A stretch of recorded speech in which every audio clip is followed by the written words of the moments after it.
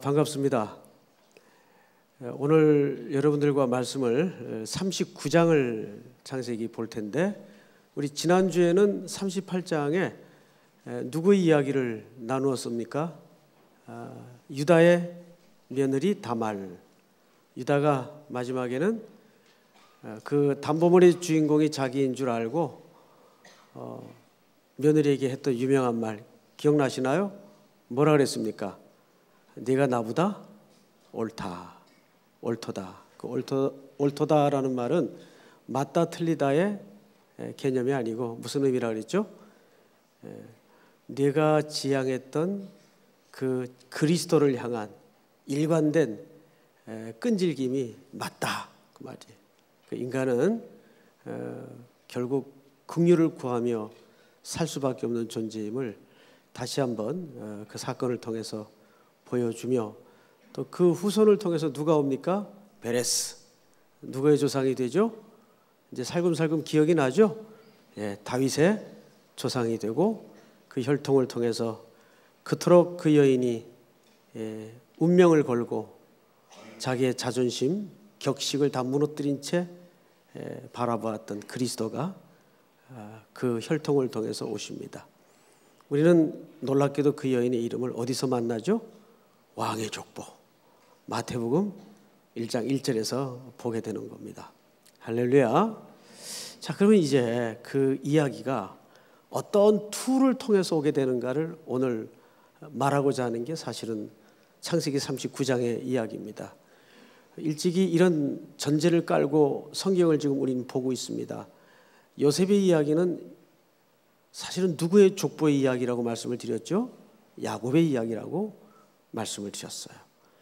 질긴 그 교묘한 꽤 많은 곤몰술수에 능한 그 야곱이 어떻게 하나님 안에서 다듬어지고 불순물들이 뽑혀나가고 순결해지는가, 하나님은 그를 어떻게 주도권을 잡으시고 이스라엘 만드시는가를 우리는 누구의 이야기를 통해서 보게 된다고요?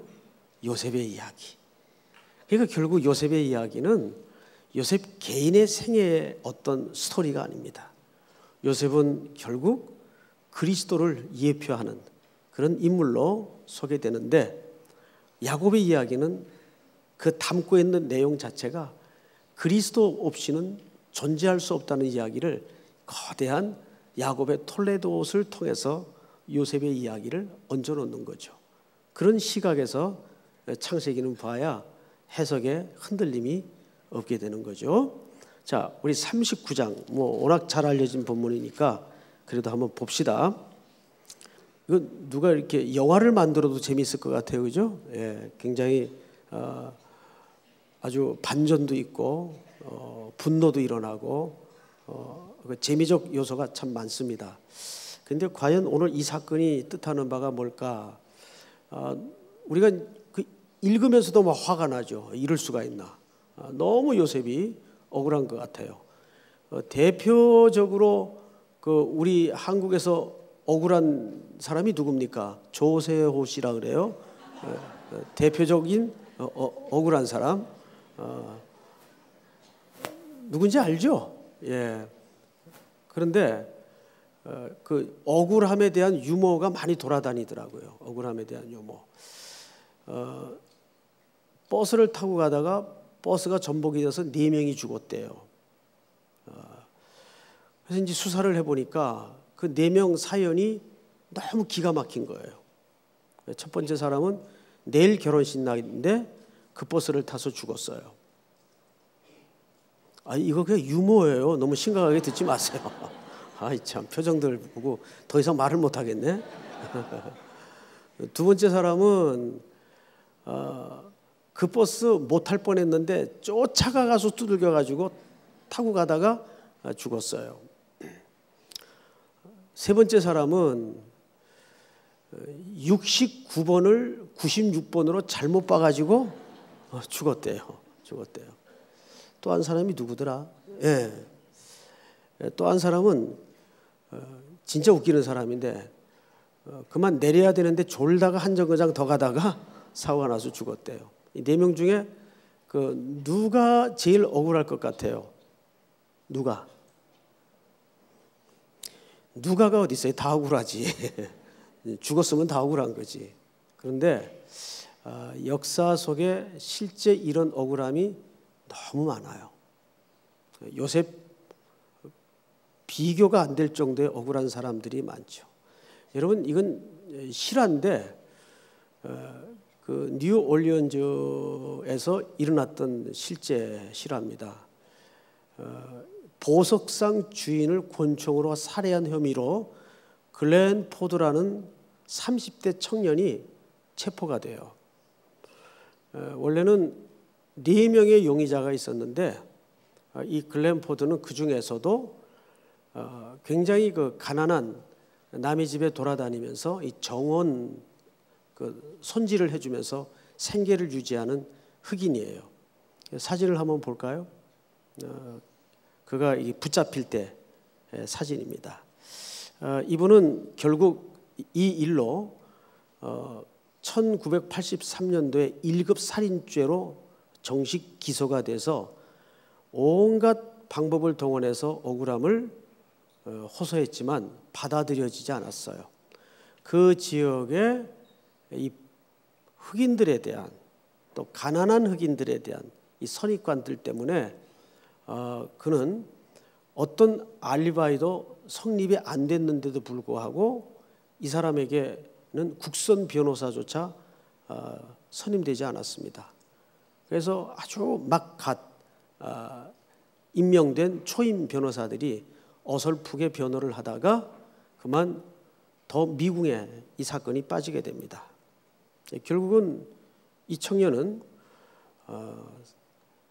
사형 선고를 받게 돼요. 그리고 이제 매일매일 오늘이 마지막 날처럼 죽음을 기다리면서 늙어갑니다. 매년 재심을 신청하죠. 받아들여지지 않았어요.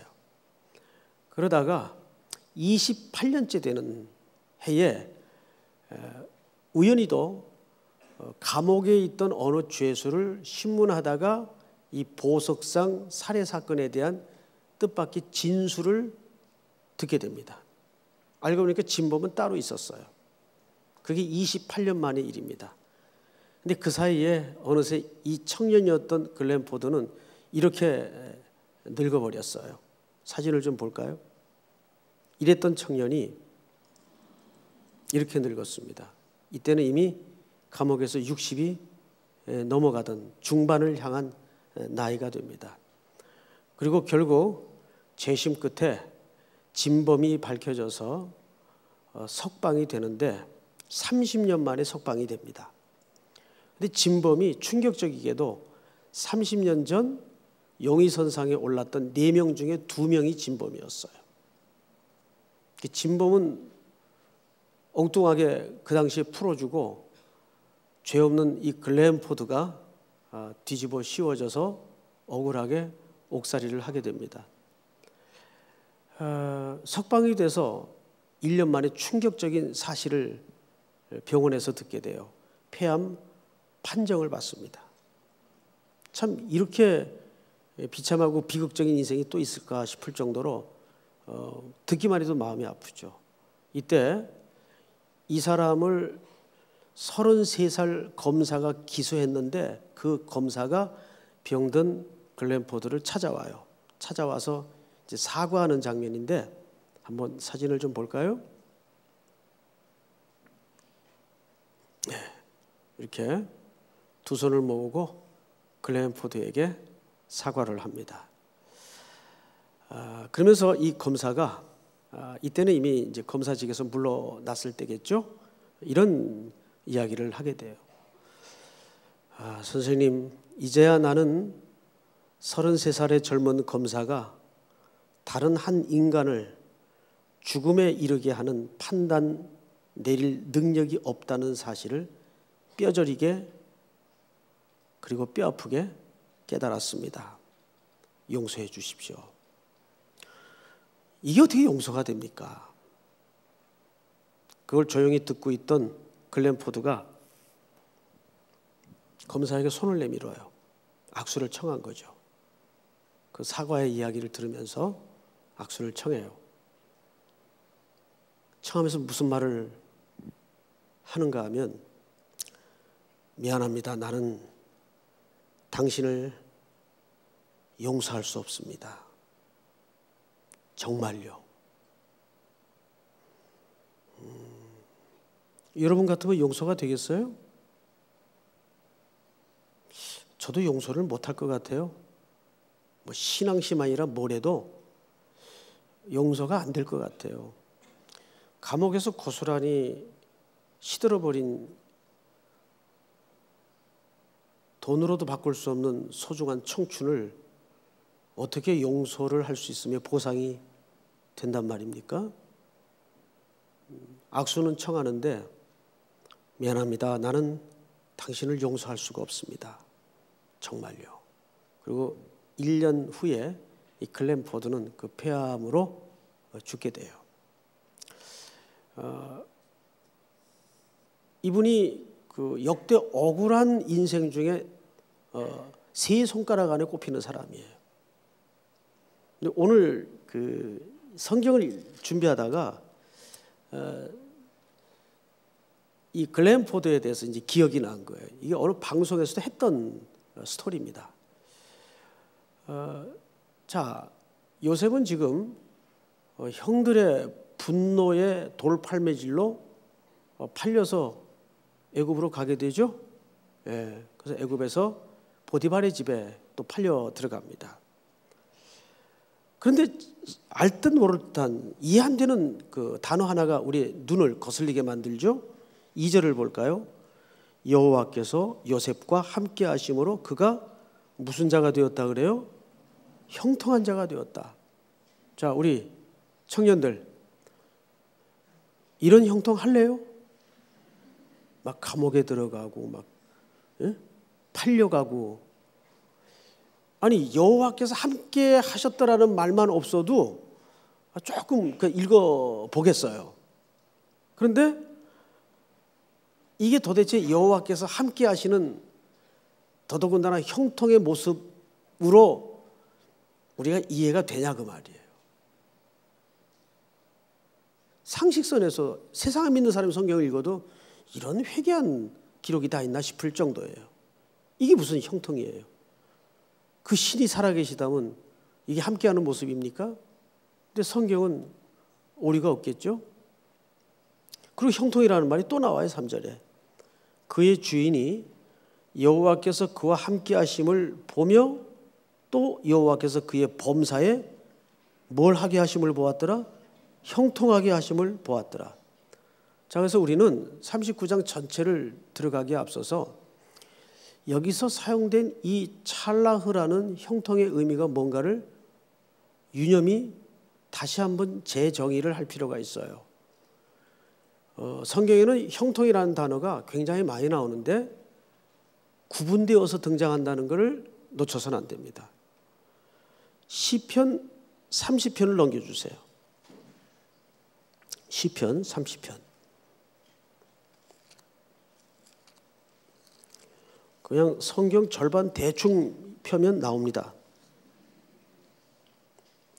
30편 4절부터 볼까요? 4절. 주의 성도들아 여호와를 찬송하며 그의 거룩함을 기억하며 감사하라. 그의 노염은 잠깐이요 그의 은총은 평생이로다. 저녁에는 울음이 깃들지라도 아침에는 기쁨이 오리로다. 그리고 이제 시인이 자기 과거 이야기를 회상하는 겁니다. 6절부터는 내가 형통할 때 말하기를 영원히 흔들리지 아니하리라 하였도다. 여기서 말하는 이 형통이라는 단어 여기 유일하게 딱 한 번 등장합니다. 그럼 창세기 그 형통은 뭐예요? 단어가 틀려요. 용례가 틀려요. 여기서 말하는 형통은 단어가 찰라흐라는 단어를 쓰지 않고 셀레우라는 단어를 써요. 셀레후라는 말은 말 그대로 세상적으로 잘 나갈 때 그 말이에요. 시인이 하나님을 온전히 경험하기 전에 세상적으로 머리 흔들고 잘 나갈 때 무슨 생각을 했었다고요? 6절을 보니까 내가 셀레후 할 때 말하기를 영원히 흔들리지 아니하리라 하였도다. 뭐 이 정도 되면 누가 날 감히 넘봐? 이 자리를 누가 흔들어? 이렇게 됐다 그 말이에요. 그런데 놀랍게도 그는 그 후에 지독스러운 공고한 중에 처했던 것 같아요. 그게 4절 5절의 고백이에요. 다시 한번 볼까요? 주의 성도들아 여호와를 찬송하며 그의 거룩함을 기억하며 감사하라. 그의 노염은 잠깐이요 그의 은총은 평생이로다. 저녁에는 울음이 깃들지라. 노염, 울음. 그러니까 그가 형통하다가 세상적으로 정말 잘 나가다가 끝모를 추락을 한번 한 겁니다. 네. 그리고 누굴 경험하게 되죠? 하나님의 진노와 노여움을 경험하면서 그분을 노래하는 자리에까지 이르는 거예요. 그러고 나서 되돌아보니까 자기 잘 나갈 때 그 형통은 안개와 같았더라 그 말이에요. 하나님이 훅 불어버리니까 눈 깜짝할 사이에 눈앞에 거품처럼 사라지더라 그 말이에요. 안개는 제주도 선교 갔다가 이제 아침 비행기 타려고 이렇게 그 한라산 줄령을 넘어오면 안개가 빼곡히 차 있죠. 그 시야가 정말 불투명할 정도로 앞이 거의 안 보일 정도로. 그런데 햇살이 쫙 나면 이 안개가 언제 있었냐는 듯이 싹 사라집니다. 인간의 형통은 그래요. 그게 셀레우예요. 여기 딱 한 번 나오는 단어예요. 그런데 다시 창세기 39장으로 돌아가서 보십시다. 39장을 보시면 2절 이렇게 되어 있죠. 2절을 한번 같이 읽읍시다. 시작. 여호와께서 요셉과 함께 하심으로 그가 형통한 자가 되어 그의 주인 애굽 사람의 집에 있으니. 여러분 그러면 여기서 말하는 형통의 근거, 기준은 뭘 형통이라고 말하는 거죠? 환경입니까? 하나님의 함께 하심이 형통의 기초예요. 그래서 이 찰라흐라는 말은 네 가지 문장으로 설명이 될 수가 있어요. 중요하니까 따라합시다. 졸음도 깰 겸 한번 따라할까요? 하나님의 계획이 자기 가슴을 이렇게 대면서 나를 통해서 진행되고, 앞사람 찌르지 말고 진행되고 완성되는 것.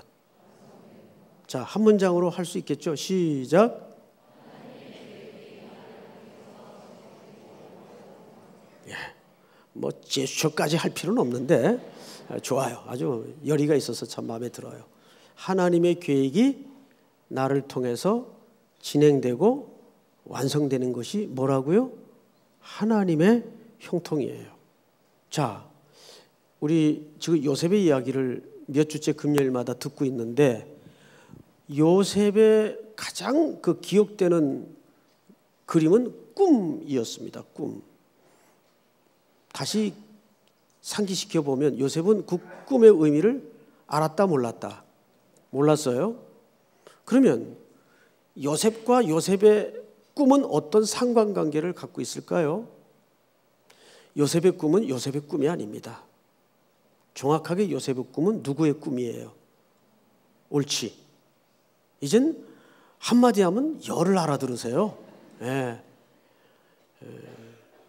요셉의 꿈은 하나님의 꿈이에요.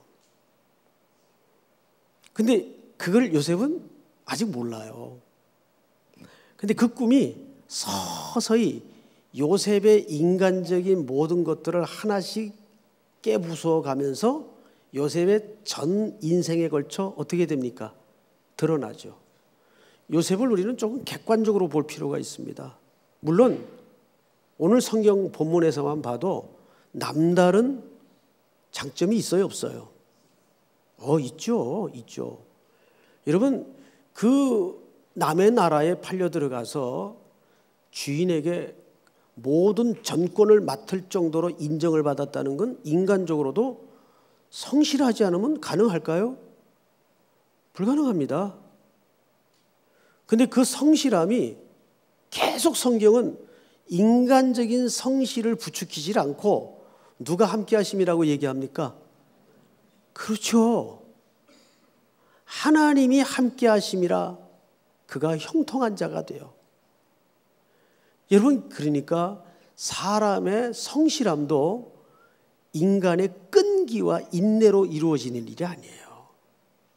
누가 성실할 수 있을까요? 누가 맡은 일에 꾸준할 수 있을까요? 이것이 하나님이 내게 맡긴 일이라는 근본 인식이 들어온 사람만 그거 버티는 겁니다. 그게 은혜잖아요. 그거 알아먹는 게 은혜 아니에요? 그거 알아먹는 게 은혜예요. 저는 정말 게을러 터진 그 근성을 갖고 있어요. 제가 잘 알아요. 그런데 굉장히 부지런합니다. 잠을 하루에 2-3시간. 오늘도 지금 2시간 자고 버티고 있는 거예요. 요즘은 일부 새벽 기도를 하니까 너무 재밌어가지고 잠을 이룰 수가 없어서 1시, 2시에 튀어나와요.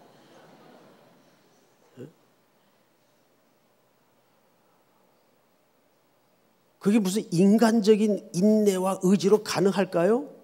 천만에요.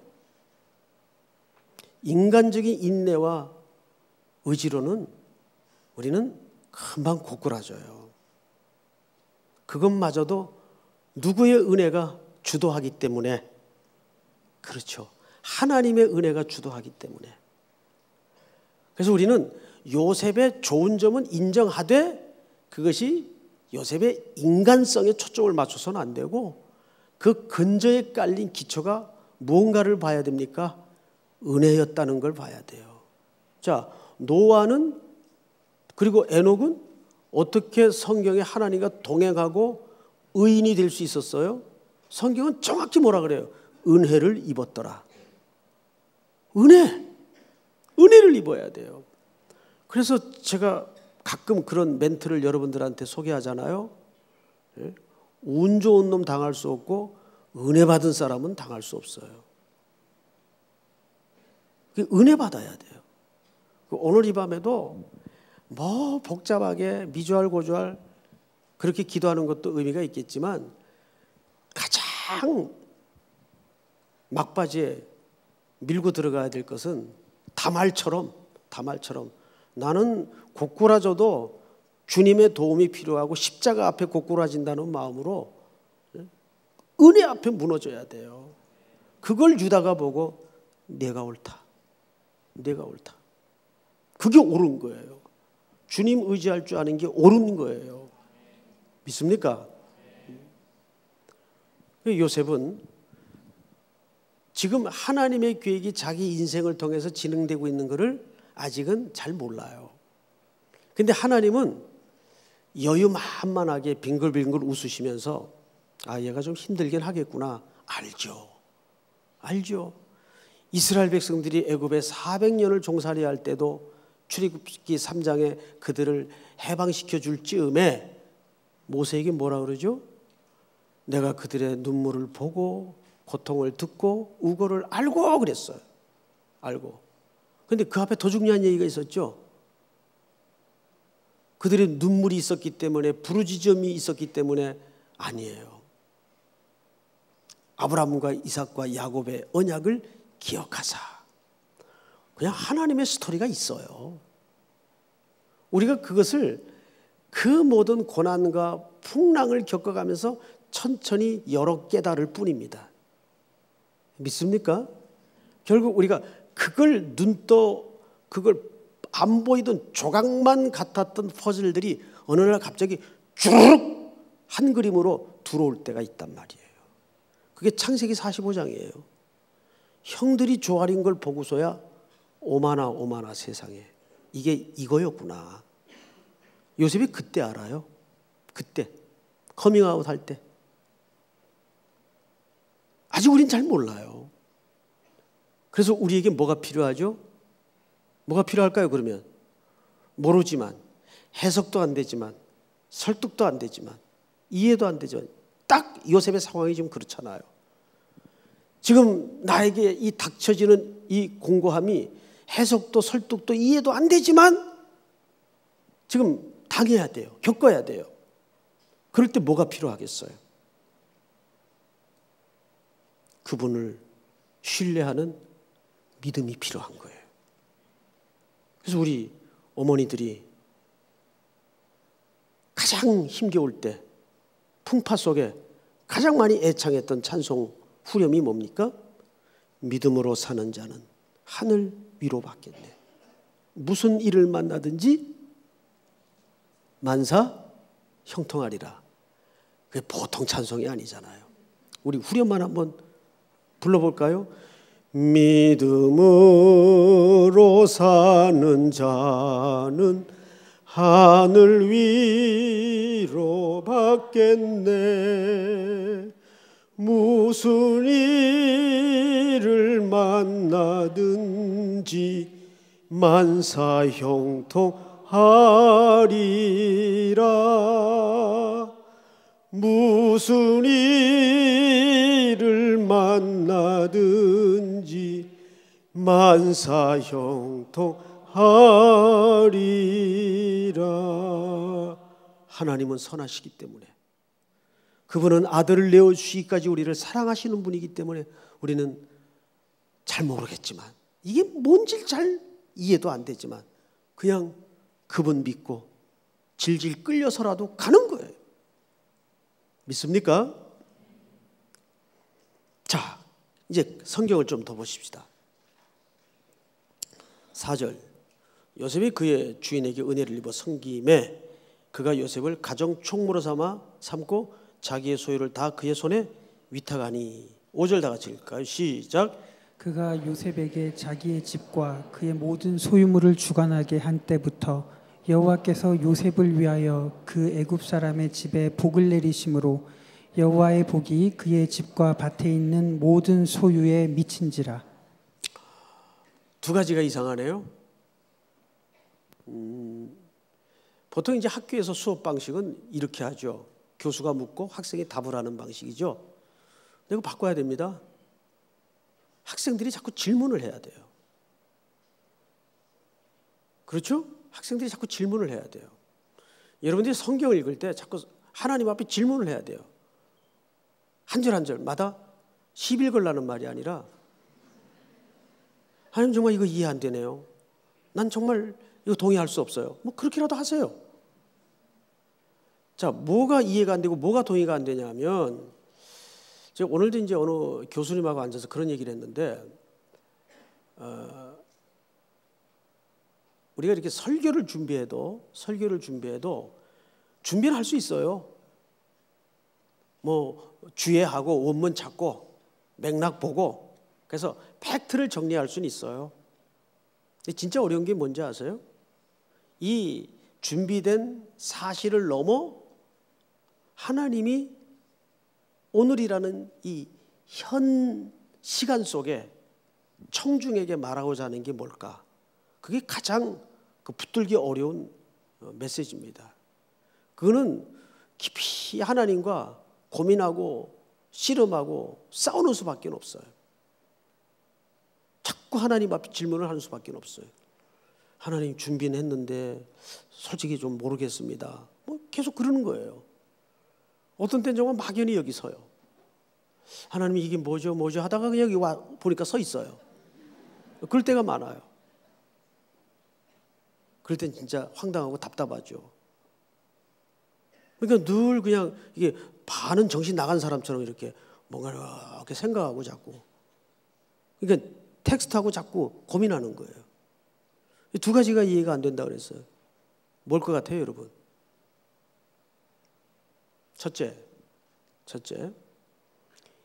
이상하게 요셉의 인생은 자기가 잘못해서 당하는 고난보단 전부 남 때문에 겪는 고난이 대부분이에요. 아니, 대부분이 아니라 전부예요. 애굽에 팔려온 것도 누구 때문에 팔려왔죠? 그 형들 때문에. 쪼잔한 형들 때문에 팔려왔어요. 그리고 감옥에 들어간 것도 누구 때문에 들어가요? 보디발의 아내 때문에 홀딱 뒤집어 씌워가지고 들어가요. 야, 세상에 여자들 참 무서워요. 에? 어떻게 이럴 수가 있어? 들어갔어요. 이게 첫 번째 이해 모를 내용들입니다. 그러니까 요셉의 인생을 딱 정리하라면 첫 번째가 남 때문에 겪는 고난. 누가 딱 이렇게 걸리지 않아요? 누구예요? 에?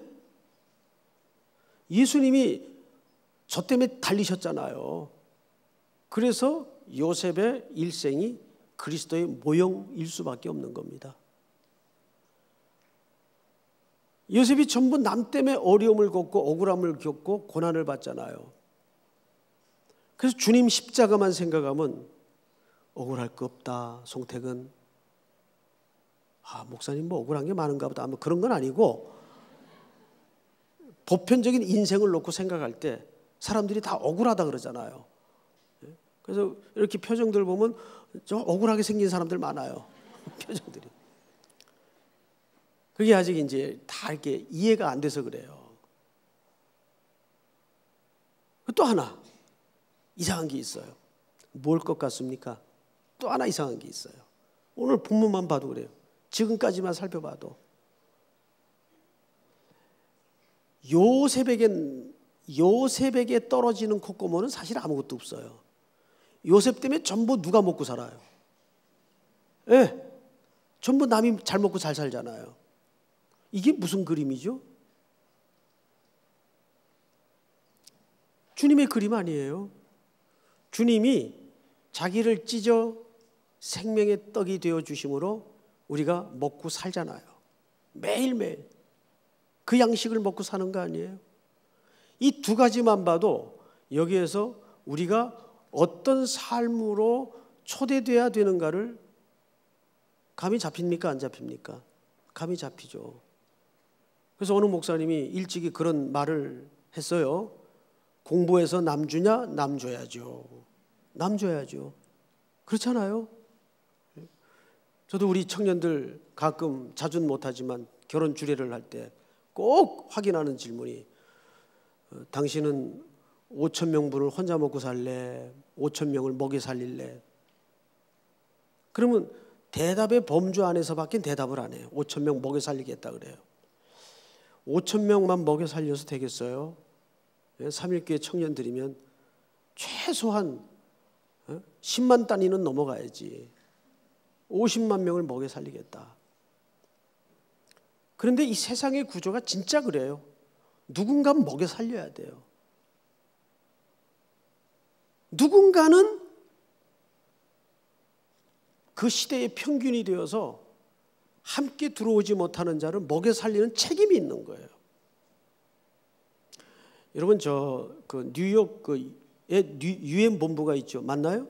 뉴욕에 있나요? 어디 있나요? 거기 있을 거예요. 제가 어느 글을 읽다 보니까 거기에 이제 이렇게 알통 그린 미쉐린 별표죠 그거 받은 식당이면 그래도 유명한 식당 아니에요. 그 유명한 식당이 하나 있어요. 근데 식당 이름이 콘비비오 식당입니다. 이게 사실은 이태리 말입니다. 그 로마 말이죠. 콘비비오. 콘비비오가 사실은 단테가 쓴 글에 향연이라는 글이 있어요. 향연이 뭐예요? 향연이 원 제목이 콘비비오예요. 그 콘비비오라는 말은 향연이라는 말로 번역이 됐는데 우리 청년들 한번 생각해요. 향연이 무슨 뜻입니까? 잔치한이에요. 잔치. 근데 콘비비오가 무슨 뜻인가 하면 함께 먹고 살자 그 말이에요. 그리스도인은 항상 그 정신을 가져야 돼요. 함께 먹고 사는 정신. 그게 주님이 늘 우리를 구원회로 초대하는, 늘 그래서 주님은 그 공고한 자들과 항상 어느 자리에 앉아 계셨죠? 식탁에 앉아 계시잖아요. 여기 시편도 뭘로 초대합니까? 우리에게 상을 베푸시잖아요. 상을 차려놓으시고 우리를 뭘로 초대하시죠? 함께 먹자. 가족으로 식구로 초대한다 그 말이에요. 혹시 뉴욕에 가거든 그 콤비비오 식당에서 근데 가격이 좀 세다 그래요. 저도 안 가봤는데 교회 공동체나 그리스도의 인생이라는 건 그래서 요셉처럼 남을 위하고 남을 먹여 살리는 직책이에요. 그래서 왜 예수 믿는 사람들을 왕 같은 제사장이라 그럽니까? 제사장이라는 이 직분이 갖는 함의가 뭐예요? 내가 드려지고 죽어짐으로써 남에게 유익이 되는 존재, 이게 제사장 아닙니까? 이것이 제사장 삶 아닙니까? 우리가 제물이잖아요. 교회는 그 시대에 눈물이 되고 가슴앓이를 대신해주고 제물이 되어줘야 돼요. 그 역할을 하라고 시대에 불러주신 거라고요. 그런데 더 이상 한국교회는 어쩌다가 은과 금은 내게 없거니와 나사렛 예수 이름으로 걸으라는 구호를 못하는 지경까지 가버리고 말았어요. 우선 종교개혁 500주년이고 자시고 간에 이 구호가 한국교회 안에 먼저 회복이 돼야 됩니다. 교회 안에는 맨파워와 그리고 재물의 능력을 갖고 있다 보니까 은혜가 간절하질 않아요. 절실함도 사라졌어요. 그러다 보니까 무서운 현상이 벌어졌죠. 사회에 함께 먹어야 될 슬픔과 공고함과 낮은 자리에 공감 능력이 교회가 떨어지기 시작합니다. 이거는 가장 큰 교회의 위기 올시다. 이보다 더한 교회의 위기는 없어요. 우리는 지난 4월 달에 우리 교회에서 개최된 세월호 위로음악회를 겪으면서 한국교회 민낯도 보고 인식 수준도 확인하게 되었어요. 놀랬어요. 정말 놀랬어요. 그 격렬하게 항의 전하는 사람들이 다 교회 중직자들이요. 그거 다 다른 교회 분들이지만은 그분들이 왜 빨갱이에요? 난 듣다 참 희한한 소리를 다 들어요. 그래서 어른들이 오래 살면 욕 본다는 말이 정말 진리예요. 네? 별 희한한 소리를 다 들었어요. 아니 그 사람들이 왜 빨갱이에요? 그 차디찬 바다에 생떼 같은 자식들 묻은 것밖에는 없는데 그것도 종합적인 사고에 의해서. 이게 뭐냐면 교회가 이미 사회에 대한 공감 능력을 잃어버리고 있습니다. 우리 청년들은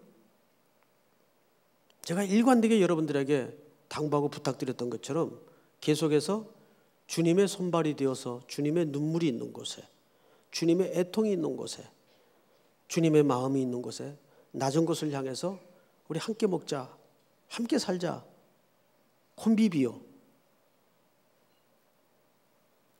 그 길로 가야 됩니다. 한국교회는 무슨 개혁이 한국교회를 살리는 게 아니에요. 개혁하면 뭐 제도 뜯어고치고 사람 바꾸고 하는 게 개혁인 줄 아는데 진짜 개혁은 누누이 강조하지만 히브리서의 말씀처럼 예수만 남겨지는 게 개혁 아니에요? 그렇다면 우리는 요셉을 통해서 중요한 두 가지 원리를 다시 한번 생각해야 돼요. 이상하게 요셉의 인생은 전부 남 때문에 고난을 받아요. 남 잘못으로 다 뒤집어쓰고 애매히 고난을 받습니다. 뿐만 아니죠.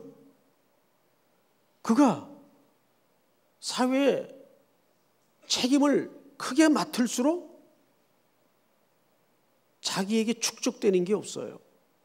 전부 남을 먹여 살리게 됩니다. 그래서 그가 형들하고 커밍아웃 할 때도 유명한 세 가지 고백이 있잖아요. 하나님이 생명을 구원하시려고 당신들보다 나를 앞서 보내셨나이다. 그 하나님의 역사를 주관하시는 구원의 전체 그림이 그때야 요셉에게 기억이 되고 회복이 되고 보여진 겁니다. 이것이 야곱이라는 한 죄인을 어떻게 하나님이 이스라엘로 만들어 가는가를 그리스도를 모형으로 한 요셉의 이야기를 통해서 설득하고 지금 있는 거예요. 믿습니까? 자, 이제 마지막 부분을 한번 볼까요? 7절. 그 후에 그의 주인의 아내가 요셉에게 눈짓하다가 동침하기를 청하니, 이거 어떻게 했는지 모르겠어요. 요셉이 거절하며 자기 주인의 아내에게 이르되 내 주인이 집안의 모든 소유를 간섭하지 아니하고 다 내 손에 위탁하였으니 이 집에는 나보다 큰 이가 없으며 주인이 아무것도 내게 금하지 아니하였어도 금한 것은 당신뿐이니 당신은 그의 아내임이라. 그런즉 내가 어찌 이 큰 악을 행하여 하나님께 득죄하리이까. 자, 여러분 보세요. 요셉이 여기서 이 죄악을 이 20대 최소한 20대 초반쯤 됐을 텐데 이 불같은 피 끓는 나이에 이 유혹 앞에, 이 유혹이 여러분 한 번 하고 끝난 유혹이 아니죠. 어떻게 유혹했죠? 날마다 유혹했어요. 여기서 우리는 요셉이 이것을 극복할 수 있었던 몇 가지 원인이 있습니다. 첫째가 그는 신전의식을 갖고 있었어요. 호람되어 하나님 앞에서 항상 어디에서도 하나님이 보고 계신다. 여러분, 집안에서도 교양이 있는 집, 뼈대가 있는 집안은 어른 눈치를 보는 게 교양이 있는 집안이에요. 맞죠? 어른 버젓이 시퍼렇게 살아있는데 막 어른 앞에서 큰 소리 내고 지 마음대로 하고 그러면 그걸 우리는 콩가루 집안이라고 하는 겁니다. 다시 말해서 내 안에 누가 모셔져 있습니까? 성령님이 모셔져 있잖아요. 그러면 누구를 인식해야 돼요? 당연히 근데 주인을 인식해야 될 거 아니에요. 뭐 좀 못된 짓 하고 싶어도 아유, 주인이 계시는데 참아야지. 눈치 보는 게 신앙이에요. 자, 우리 옆에 분들에게 잠도 깰 겸 눈치 보고 살자. 여러분, 눈치를 보는 게 신앙인 줄 믿으시기 바랍니다. 그게 중요한 신전의식이에요. 그리고 두 번째는 성경을 잘 보십시다. 10절.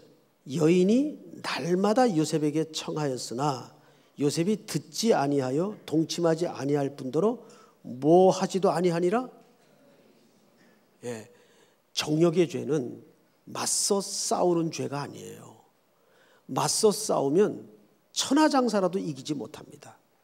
정욕의 죄는 그래서 피하는 죄입니다. 피하는 싸움이지 맞서 싸우는 죄가 아니에요. 맞서 싸워요. 자기가 그렇게 센 줄 아는 모양이야. 천만에요. 천하 누구도 세지 않습니다. 그냥 척하고 사는 거지.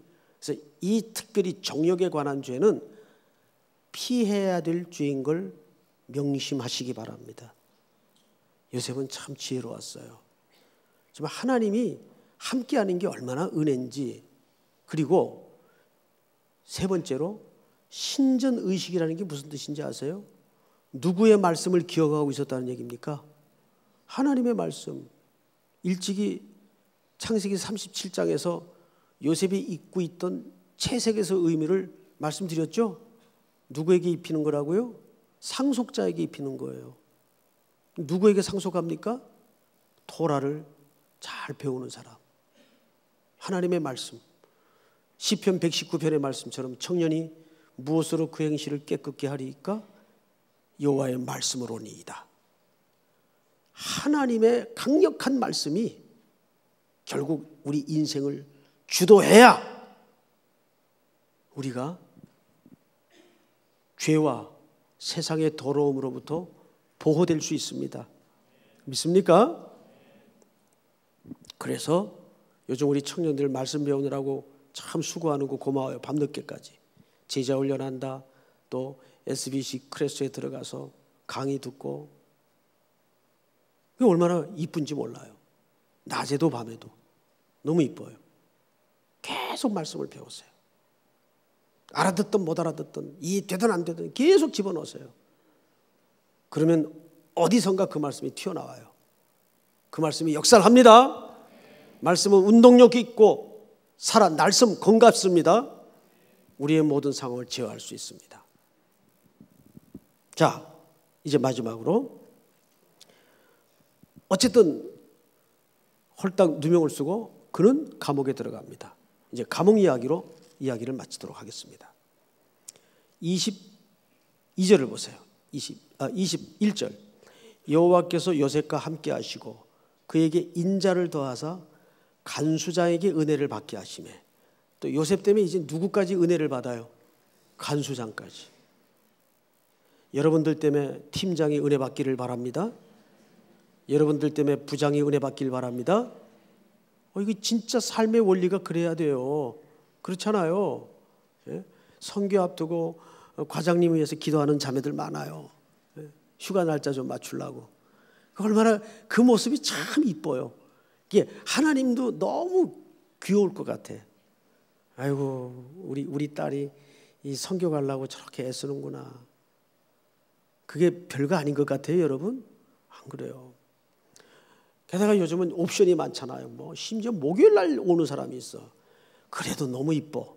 예? 야, 저래봐야 저거 이제 1박 하고 가는데 그래도 오는 거 보면 기특하잖아요. 사람도 기특하게 보이는데 하나님인들 얼마나 이쁠까요? 그런데 그렇게 하세요. 여러분들 때문에 여러분 주변이 그렇게 복을 누려야 돼요. 그 복이 나한테 안 와도 돼요. 왜? 우리 존재의 목적이 거기 있으니까 그걸로 흐뭇해야 돼요. 엄마 아빠들 애들 입에 밥 들어가는 거 보면 흐뭇하잖아요. 농부들이 논두렁에 물 들어가는 거하고 자식 입에 밥 들어가는 것만큼 흐뭇한 일이 없다 그랬잖아요. 하나님 마음이 그렇다고요. 결국 간수장이 은혜를 받습니다. 그래서 감옥의 모든 전반 업무를 다 맡깁니다.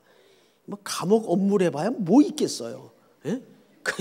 내가 상상을 해보니까 뭐 죄수들 인원 세고 뭐 못된 짓 하나 살펴보고 그거 뭐 그런 거 맡겼을 것 같아요. 감옥이래야 그 당시 감옥 뭐 또 뭐 형편 있었겠어요. 뻔하지. 그런데도 그런 걸 다 성경 기자가 기록하는 이유는 다음 주에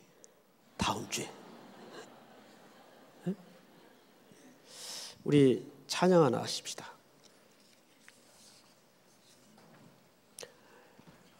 주의 보좌로 나아갈 때 우리 POP 팀들 앞으로 나와서 같이 찬양하십시다.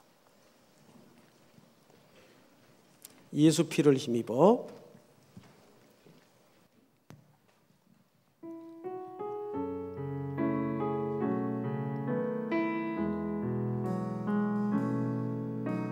주의 보좌로 나아갈 때에 어떻게 나가야 할까? 나를 구원한 주의 십자가 그것을 믿으며 가는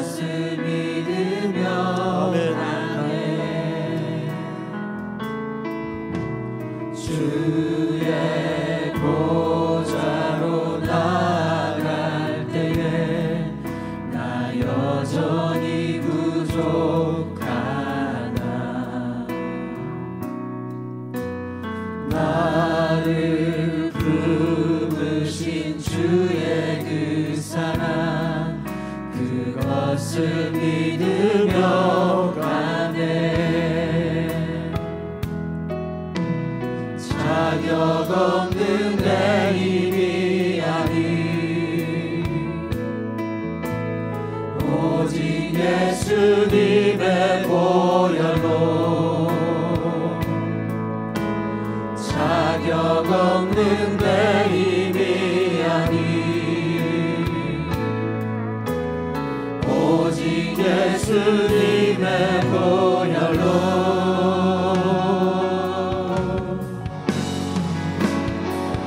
십자가의 보혈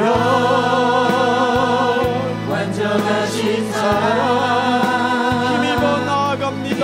힘입어 나아갑니다. 십자가의 보혈 완전하신 사랑 힘입어 힘입어 예배하리. 우리 오른손을 들고 십자가의 보혈, 십자가의 보혈 완전하신 사랑 힘입어 나아갑니다.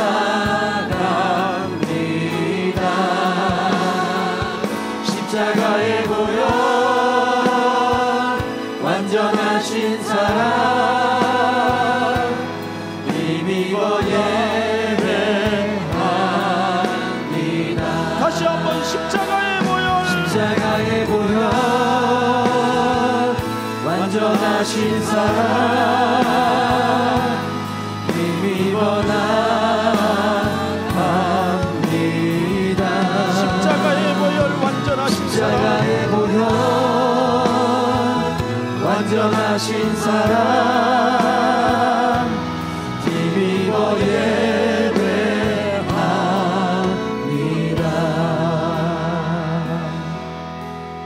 우리 그대로 고개 숙여 조용히 눈을 한번 감아 보십시다.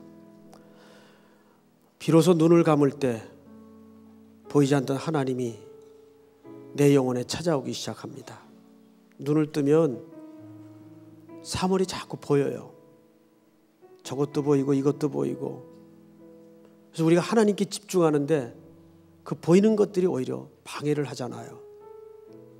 기도하는 시간만은 세상으로부터 눈을 닫고 영혼의 눈을 열어 하나님을 바라보십시다. 사랑하는 형제자매 여러분, 성도 여러분, 이 한 주간 동안 참 수고 많으셨습니다. 오늘 요셉의 이야기를 함께 나누다 보니까 그런 생각 들죠. 어쩌면 내 얘기 같구나. 너무 속상하고 너무 힘들고 해석도 안 되고 설득도 안 되고 이해도 안 되는 삶의 현장을 늘 징징 붙들고 이렇게 주님의 사랑에 붙들려 금요일 밤 나올 때마다 얼마나 힘듭니까? 그런데 오늘 요셉의 형통을 기억하십시다. 아직 그 전체 그림이 다 드러나진 않았지만 하나님의 계획이 여러분들의 생애를 통해서 지금도 진행되고 있습니다. 그리고 그것은 그렇게 완성될 것입니다. 요셉의 이야기는 그리스도의 이야기요, 야곱의 이야기입니다. 야곱의 톨레돈. 오늘 여러분들이 가지고 나온 혼자는 이고지고 가기에는 너무나 힘겨운 것들, 목놓아 하나님 앞에 눈물과 기도로 통곡으로 한나가 하나님 앞에 심정을 쏟는 것처럼 주께서 말씀하셨습니다. 애통하는 자는 복이 있다. 애통하십시오. 애통을 잃어버린 세대, 슬픔이 사라진 세상입니다. 하나님, 오늘 요셉처럼 두 가지 삶으로 나아가겠습니다.